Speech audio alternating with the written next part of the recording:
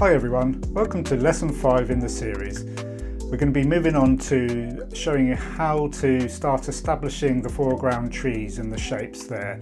I'll be using a kind of stippling technique, but we'll be showing you all of that as we go along, so please do join me and let's get on with that now.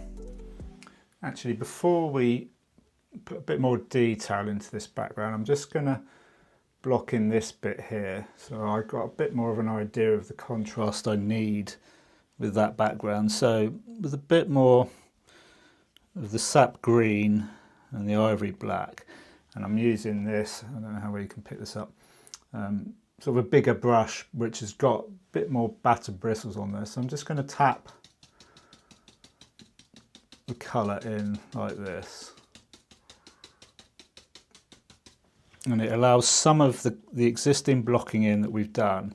I should state that so far all the painting that I've done, the paints have been the pure pigment. There's been no thinning with medium at all at this stage.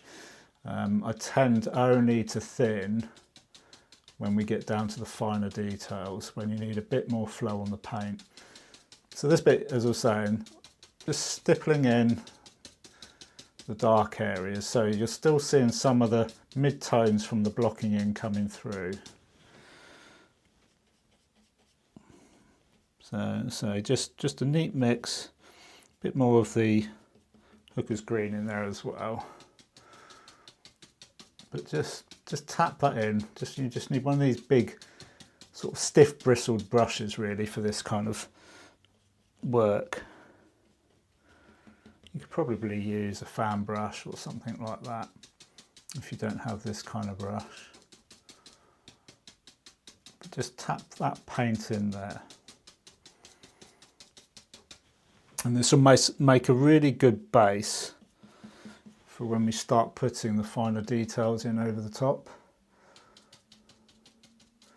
You can see there, it kind of, this brush is really good. I've had this brush for years, but it kind of just suggests foliage without having to paint every individual leaf.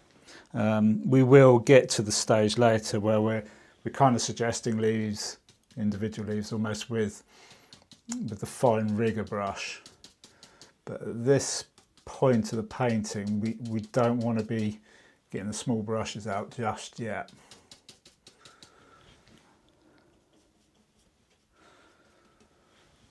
So I can see some darker areas here, and we'll lighten this up as we go. But here it's a good idea to let some of the sky show through, so don't go over everything. It's like a bit of a hit and miss technique. And so up here there's another tree that goes here. I'm going to just suggest some of the outline. I'm not going to put too much in here because this bit here I'll probably end up using a bit more of the rigger brush, I think. But that's just a general position for it. And there's one that goes across here. So hit and miss technique is the one you want to be doing here. So don't fill it all in solidly. I mean, if you do, it's not a problem because we can go back. Once the paint's dry, we can go back with the sky colour that we mixed and we can break up any solid areas. If we think that something's too solid, we can break that up without any problems. So don't worry if you're doing this and you've solidly filled something and think, oh no, what am I going to do? There's always a solution to a problem, and I will show you that as we progress with this painting. But that's, again, the reeds down here. I'm just going to scrub this in the direction of growth.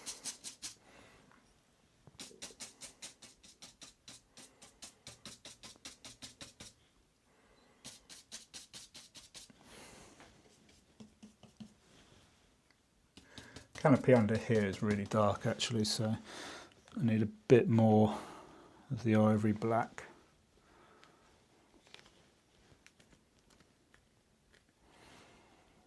It's always a good idea to establish the dark areas early as well in a painting. So right under here, just stipple that on again. Quite heavy with the ivory black here, with the sap green, a little bit of the hooker's green as well. But this is really dark canopy here. I'm not going to go too far over here. We're probably going to put these outer branches in with the rigger, but I just want to establish these areas in the painting before we go back to this distant tree line here and work on that.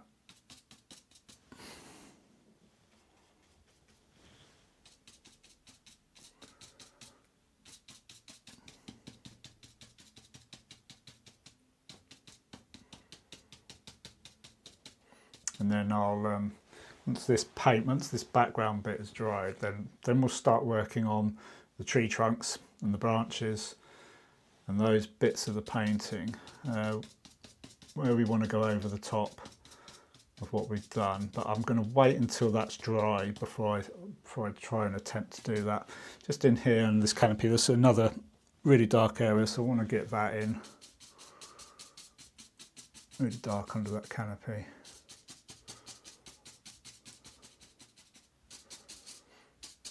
So get those dark areas in.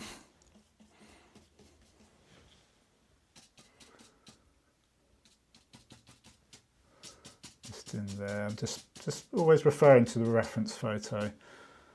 And up here, it's a bit darker. Okay. So I'm going to stipple some of this here as well. And then I'll work, once I've done this, what I'll do is I'll work in over the top of this.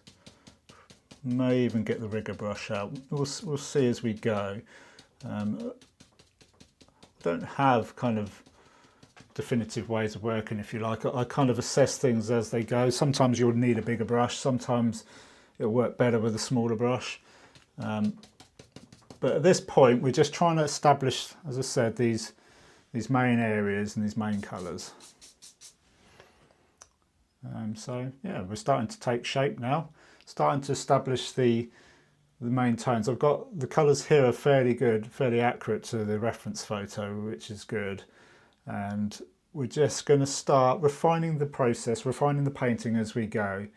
And this is what realistic painting is all about, really. It's about building things up, and it can be a very slow process. There are people who are quick at this, but I kind of take my time, and I will work over areas, as you'll see. But yeah, stay with me, and I'll see you in the next lesson.